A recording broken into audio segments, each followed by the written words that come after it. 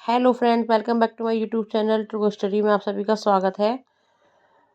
आज मैं आप लोगों को 9th क्लास का चैप्टर 1 करा रही हूँ। एनसीईआरटी बुक का चैप्टर है, इम्पोर्टेंट क्वेश्चंस है इसके और एक्स्ट्रा क्वेश्चंस भी करा रही हूँ। ठीक है। हमारे आसपास के पदार्थ मैटर इन आवर सराउंडिंग। ठीक है। तो आप लोग समझिएगा अच्छे से चैप्टर और उसके क्वेश्चन कमेंट करके बताइएगा आप लोगों को समझ आया कि नहीं आया। ठीक है। तो समझिए सबसे पहले क्या है, matter is in our surrounding. Okay, मैं इसकी लाइव क्लास भी लूँगी, बट अभी मैं इसकी वीडियो बना रही हूँ क्योंकि बच्चों को कभी कभार ये हो जाता है ना कि समझ में नहीं आता। तो देखो, सबसे पहले क्वेश्चन समझ, चैप्टर समझ लो। अब ना एग्ज़ाम टाइम है, तो एग्ज़ाम टाइम में क्या करना है, सभी को अच्छे से हर चीज़ समझनी है प्रॉपर तरीके से। ठीक है। ओके। देखो, इस संसार में असंख्य वस्तुएं हैं। इस संसार में असंख्य वस्तुएं, असंख्य का मतलब होता है इस संसार में कई तरह की वस्तुएं हैं जिनका अभाव हमें ज्ञानेंद्रियों द्वारा होता है। जिनका अभाव हमें ज्ञानेंद्रियों द्वारा होता है। आदिकाल से ही यह अवधारणा रही है कि ब्रह्मांड की सभी वस्तुएं पदार्थ हैं। कि ब्रह्मांड की सभी वस्तुएं क्या है, पदार्थ है, मैटर है। क्या है, पदार्थ है। मतलब कि जो ब्रह्मांड है उसकी जो सभी वस्तुएं हैं वो क्या है, पदार्थ है। ठीक है, समझ आएगा। इनमें से कुछ को हम देख सकते हैं जबकि कुछ को केवल अनुभव कर सकते हैं। जैसे पेड़ पौधे, धातु, जल आदि दृश्य अर्थात देखे जाने वाले पदार्थ हैं, जबकि वायु आदि अदृश्य अर्थात केवल अनुभव किए जाने वाले पदार्थ हैं। ठीक है। तो ये था हमारा पदार्थ का मतलब कि क्या था कि इस संसार में, इस जो ब्रह्मांड है उसमें सभी वस्तुएं क्या है, पदार्थ है। हम महसूस, जो हवा होती है, हवा को हम क्या कर सकते हैं, महसूस कर सकते हैं। ठीक है। तो हवा भी पदार्थ में आ जाती है। पदार्थ को ना तो बनाया जा सकता है, ना ही नष्ट किया जा सकता है। इसे केवल एक रूप से दूसरे रूप में परिवर्तित किया जा सकता है। एक रूप से दूसरे रूप में परिवर्तित किया जा सकता है। ठीक है। आधुनिक वैज्ञानिकों ने पदार्थ को भौतिक तथा रासायनिक गुणधर्मों के आधार पर दो प्रकार से वर्गीकृत किया है। इस अध्याय में हम भौतिक गुणों के आधार पर पदार्थ के बारे में ज्ञान अर्जित करेंगे। पदार्थ के आधार पर ज्ञान अर्जित करेंगे। ठीक है, समझ आया। सॉरी। ब्रह्मांड का वह अवयव जिसमें द्रव्यमान का आयतन होता है तथा जिसका अनुभव हम अपनी ज्ञानेंद्रियों द्वारा कर सकते हैं, वो क्या कहलाता है, हमारा पदार्थ कहलाता है। क्या कहलाता है, पदार्थ कहलाता है। जैसे जलवायु, लकड़ी, हीरा, स्टील, कांच आदि सभी में द्रव्यमान होता है तथा सभी स्थान घेरते हैं, अतः ये पदार्थ द्रव्य है। ये पदार्थ क्या है, हमारे द्रव्य है। ये बहुत इंपॉर्टेंट है। पदार्थ की डेफिनेशन है ये कि ब्रह्मांड का वह अवयव जिसमें द्रव्यमान व आयतन होता है और तथा जिसका अनुभव हम ज्ञानेंद्रियों द्वारा कर सकते हैं, वह पदार्थ कहलाता है। उदाहरण के लिए जलवायु, लकड़ी, हीरा, कांच आदि सभी में द्रव्यमान होता है तथा सभी स्थान घेरते हैं, अतः ये पदार्थ है। अतः ये क्या है, पदार्थ है। ओके। जैसे द्रव्यमान का SI मात्रक किलोग्राम केजी है, तो आयतन SI घन मीटर M³ है। आयतन मापन का सामान्य मात्रक लीटर है। ओके, समझ आया सभी को। प्लीज कमेंट करके जरूर बताएं। ठीक है। पदार्थ का वर्गीकरण क्या होता है। भारत के प्राचीन दार्शनिकों ने पदार्थ को 5 मूल तत्वों में वर्गीकृत किया है, जिसे हम पंचतत्व कहते हैं। पंचतत्व वायु, पृथ्वी, अग्नि, जल और आकाश है। वायु, पृथ्वी, अग्नि, जल और आकाश है, जिनके अनुसार इन्हीं पंचतत्वों से सभी वस्तुएं बनी होती हैं, चाहे वह सजीव हो या निर्जीव हो। ठीक है। पदार्थ को दो उसमें वर्गीकरण करा है। तो वर्तमान में पदार्थ को उनकी रासायनिक प्रक्रिया, प्रकृति तथा भौतिक गुणों के आधार पर समूह में वर्गीकृत किया है। उदाहरण: ठोस तथा द्रव, गैस, कणों की व्यवस्था भौतिक गुणों के आधार पर, या तत्व यौगिक तथा मिश्रण रासायनिक प्रकृति के आधार पर। ठीक है, तो पदार्थ का वर्गीकरण किस चीज में हुआ है? दो में हुआ है, कि वर्तमान पदार्थ को हमने उनको रासायनिक वर्गीकरण में किया गया है। तो आई होप तुम लोगों को समझ आया होगा सभी को। पदार्थ वाला जो चैप्टर है, फर्स्ट हमारे आसपास के पदार्थ है 9th क्लास का। और आप लोगों को बता दूं, मैं सभी सब्जेक्ट पढ़ाती हूँ, ऑल सब्जेक्ट की टीचर हूँ मैं। तो मेरी मेरी वीडियो और मेरी लाइव में आप लोगों का वेरी गुड, सभी को स्वागत है।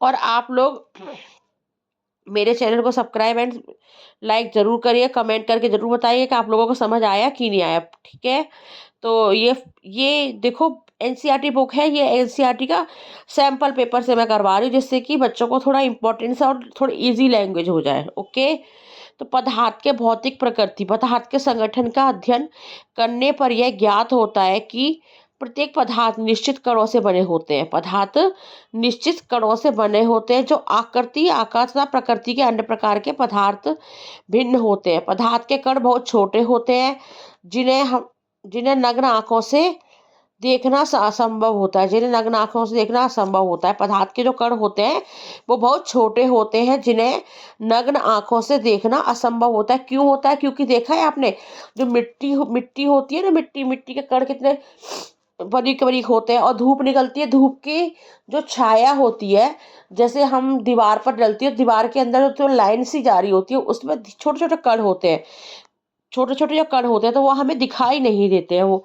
ठीक है, तो आप लोगों को समझ आया है सभी को। नेक्स्ट पढ़ाई स्टार्ट होती है। पदार्थ के कणों के अभिलाक्षक गुण। पदार्थ के कणों के अभिलाक्षक गुण निम्न हैं। पदार्थ के कणों के बीच रिक्त स्थान होता है। पदार्थ के कण निरंतर गतिशील होते हैं, अर्थात उन्हें गतिज ऊर्जा होती है। तापमान बढ़ने से कणों की गति तेज होती है, अतः कणों की गतिज ऊर्जा की बढ़ जाती है। अभिलक्षक गुण भी बोलते हैं हम इनको, कैरेक्टरिस्टिक्स भी बोलते हैं, और पदार्थ के गुणों की विशेषताएं भी बोल देते हैं। ठीक है, तो इसके सेकंड हो गया, पदार्थ के कणों के बीच रिक्त स्थान होता है और निरंतर गतिशील होते हैं। पदार्थ के कणों में विसरण प्रवृत्ति होती है, अर्थात पदार्थ के कण अपने आप ही एक दूसरे से साथ में मिश्रित हो जाते हैं। दो विभिन्न पदार्थ के कणों को स्वतः मिलना विसरण कहलाता है। पदार्थ के कण एक दूसरे पर आकर्षित करते हैं। कणों के बीच पाया जाने वाला बल आंतरिक गुण आकर्षण बल कहलाता है। यह बल कणों के पास पास रखता है। इस बल को सामर्थ्य भिन्न पदार्थ में भिन्न भिन्न होता है। समझ आया सभी को? आई होप सबको समझ में आ रहा होगा। ठीक है, अब विसरण क्या होती है? विसरण परासरण किसे कहते हैं? विसरण की डेफिनेशन देखो, विसरण वह प्रक्रिया जिसमें पदार्थ के अणु उच्च सांद्रता से निम्न सांद्रता की ओर गति करते हैं तथा यह गति मिश्रण के समरूप होने तक होती है। यह कितने होती है? गति मिश्रण के समरूप होने तक होती है। तथा परासरण वह प्रक्रिया जिसमें विलायक के अणु निम्न सांद्रता से उच्च सांद्रता की ओर अर्धपारंगम झिल्ली द्वारा गमन करते हैं। ठीक है, तो ये हमारी, इसे हम क्या कहते हैं? परासरण कहते हैं, इसे हम मिश्रण कहते हैं। ओके, समझ आ गया विसरण और परासरण क्या है? पदार्थ की अवस्थाएं होती हैं, पदार्थ की अवस्थाएं बोलते हैं, विशेषताएं भी हो जाती है। स्टेट ऑफ मैटर, तो ये तीन होती है, ठोस, द्रव और गैस। ठोस, द्रव, पदार्थ की वह अवस्था जिसमें उसका निश्चित आकार, स्पष्ट सीमाएं तथा स्थिर आयतन होता है, अर्थात संपीड़िता नग्न होती है, ठोस अवस्था कहलाती है। ठोस अवस्था के निम्नलिखित गुण है। ठोस निश्चित आकार से स्पष्ट सीमा तथा स्थिर आयतन वाले, अर्थात नगण्य सामर्थ्य होते हैं। चाहे हम शर्करा हो नमक को अपने हाथ से में ले या किसी प्लेट या जार में रखें, इन्हें क्रिस्टलों के आकार नहीं बदलते। ठोस विसरण का गुण प्रदर्शित नहीं करते तथा अत्यंत मंद गति से विसरण करते हैं।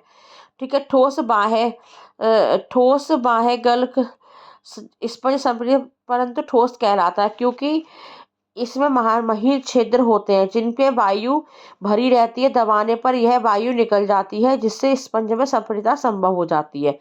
ठोस महाबल लगाने पर टूट जाते हैं, परंतु अपनी आकृति परिवर्तन नहीं दर्शाते, अर्थात दृश्य होते हैं।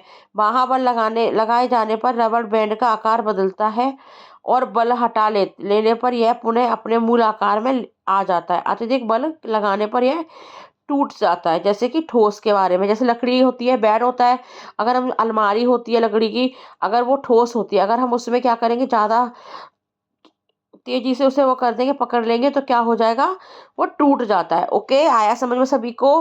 प्लीज कमेंट करके जरूर बताएं। ठोस की अवस्थाएं, ठोस की अवस्थाओं में ठोस बता दिया गया है। और अब आएगा हमारा ठोस में, मतलब ठोस की जो डेफिनेशन थी वो पूरी बताई कि यह आकार कैसे, मतलब ठोस का आकार निश्चित होता है या आयतन उसका नगर कैसे होता है, ये सब बताया गया है। ओके, अब इसके आता है सामान्यतः ठोस पदार्थ का घनत्व द्वारा द्रव तथा गैस से अधिक होता है। चीनी, रेत, पत्थर, धातुओं जैसे लोहा, तांबा, एल्युमिनियम, सोना, चांदी आदि ठोस के अवस्था के पदार्थ के उदाहरण हैं। किसी पदार्थ का द्रव्यमान प्रति इकाई का घनत्व कहलाता है, अर्थात घनत्व द्रव्यमान अपॉन आयतन, द्रव्यमान अपॉन आयतन। पदार्थ की वह अवस्था जिसका आयतन निश्चित होता है, जिसका आयतन, पदार्थ की वह अवस्था जिसका आयतन निश्चित होता है परंतु आकार नहीं, द्रव अवस्था कहलाती है। उदाहरण जल, तेल। द्रव अवस्था के प्रमुख लक्षण क्या क्या है? द्रव का निश्चित आकार नहीं होता, अर्थात जिसमें बर्तन में हम रखा जाता है उसे ही आकार से ले लिया जाता है। ठीक है, द्रव में बहाव होता है तथा इनके आकार बदलता है, इसलिए यह दृढ़ नहीं बल्कि तरल होते हैं। ठोस, द्रव तथा गैस का मिश्रण द्रव से संभव है। वातावरण की गैस मिश्रित होकर जल में घुल जाती है। यह गैसें विशेषतः ऑक्सीजन एवं कार्बन डाइऑक्साइड जलीय जंतुओं तथा पौधों के जीवन के लिए अनिवार्य होती है। जलीय जंतु जल में घुलता ऑक्सीजन के कारण श्वास लेती है। द्रव लगभग असंगठित होती है। द्रव के कणों के बीच में आकर्षण बल गैस की तुलना से अधिक ज़्यादा परंतु ठोसों की तुलना में कम होता है। ठोसों की अपेक्षा द्रव में मिश्रण की दर अधिक होती है। ऐसा इसलिए होता है क्योंकि इस द्रव व्यवस्था में पदार्थ के कण स्वतंत्र रूप से गति करते हैं और ठोस की अपेक्षा द्रव के कणों से रिक्त स्थान भी अधिक होता है। द्रव का घनत्व सामान्यतः इसकी ठोस अवस्था की तुलना में कम होता है।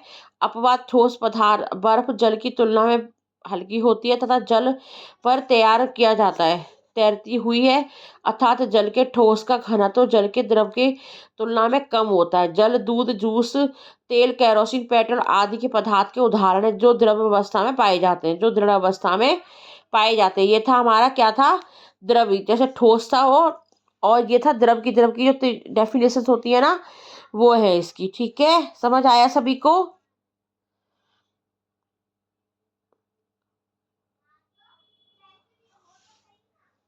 गैसीय अवस्था, पदार्थ की वह अवस्था जिसमें पदार्थ का आकार व आयतन दोनों निश्चित नहीं होते, गैस कहलाती है। निश्चित नहीं हो, जैसे हाइड्रोजन, हीलियम, ऑक्सीजन, जल वाष्प आदि। इसकी व्यवस्था निम्न क्या गुण है? गैस में द्रव के समान बहाव की प्रवृत्ति होती है, इसलिए इन्हें तरल भी माना जाता है। कई गैस अन्य गैसों से में कण की उच्च गति तथा उनके बीच विस्तृत स्थान के कारण तीव्रता से विस्तृत होते हैं। गैस की उच्च विचलन प्रवृत्ति के कारण पके हुए गर्म खाने की महक हमारे आसपास कुछ ही क्षणों में पहुंच जाती है। खाने की गंध को के कण वायु में मिल जाते हैं और रसोई में फैलकर हम तक पहुंच जाती है। जलती हुई सुगंधित लकड़ी की सुगंध इसके धुएं के कारण वायु में चारों ओर विस्तृत हो जाती है। ये किसका है? गैस की वजह से हो जाता है। किसकी वजह से हो जाता है? गैस की वजह से। गैस की संपीड़ितता काफी अधिक होती है, अर्थात निश्चित मात्रा में गैस को बहुत कम आयतन का तथा संपीड़ित किया जा सकता है। हमारे घरों में खाना बनाने के उपयोग की जाने वाली द्रवगत पेट्रोलियम गैस या अस्पतालों में दिए जाने वाला ऑक्सीजन सिलेंडर में संपीड़ित गैस होती है। आजकल वाहनों में ईंधन के रूप में संपीड़ित प्राकृतिक गैस का उपयोग होता है। संपीड़ितता काफी अधिक होने के कारण गैस के अत्यधिक आयतन को एक कम आयतन वाले सिलेंडर से में संपीड़ित किया जा सकता है एवं आसानी के एक स्थान से दूसरे स्थान तक भेजा जा सकता है। ओके, आया सभी को समझ में? गैसीय अवस्था के कणों की गति अनियमित और अत्यधिक तीव्र होती है। इस अनियमित गति के कारण ये कण आपस में तथा बर्तन की दीवारों से टकराते हैं। बर्तन की दीवारों पर गैस कणों द्वारा प्रति इकाई क्षेत्र में लगे बल के कारण गैस का दबाव बनता है। वायु गैसीय अवस्था का उदाहरण है। यह ऑक्सीजन, नाइट्रोजन और कार्बन डाइऑक्साइड अक्रिय गैसों का आदि का मिश्रण है। अन्य गैसों के उदाहरण hydrogen, ammonia, nitrogen dioxide, sulphur dioxide आदि है। सभी जीवित जीव रहने के लिए शोषण करते हैं अतः है ठोस द्रव तथा गैस को द्रव में विसरण करते हैं। गैसों का घनत्व न्यूनतम होता है, समान आयतन के ठोस या द्रव की तुलना में गैस से हल्की होती है। जैसे ठोस हो गया, देखो चित्र भी देख लो, ये ठोस हो गया, ये बहुत तेज कस है, द्रव में लिक्विड हो गया, ये देखो ये द्रव है, ये गैस है, गैस का क्या है, सब में डाल देते हैं। तो एबीसी पदार्थ की तीनों अवस्थाओं में कणों का योजनाबद्ध आवर्धित चित्रण है। तीनों अवस्थाओं के कणों की गति को देखा जा सकता है, उनकी तुलना की जा सकती है। तो ये था हमारा ये ठोस द्रव गैस के बारे में पूरा डिटेल में समझाया है। ओके, आई होप तुम लोगों को समझ में आया होगा, सभी बच्चों को समझ में आएगा। आगे का चैप्टर मैं नेक्स्ट वीडियो में कराऊंगी। और ये था हमारा चैप्टर के 1 के बारे में समझाया गया है। इम्पोर्टेंस पार्ट है इसके, ये सब सैम्पल पेपर से क्वेश्चन है। ये बुक की एनसीईआरटी का पूरा निचोड़ है, जो हम बच्चे पढ़ नहीं पाते हैं, तो इसके लिए ये समझाया गया है। ठीक है, आई होप सबको समझ में आया होगा। और समझ के प्लीज़ कमेंट ज़रूर करिएगा, वीडियो ज़रूर देखिएगा पूरी। और आगे का पार्ट इसमें नेक्स्ट वीडियो में आता है। ठीक है।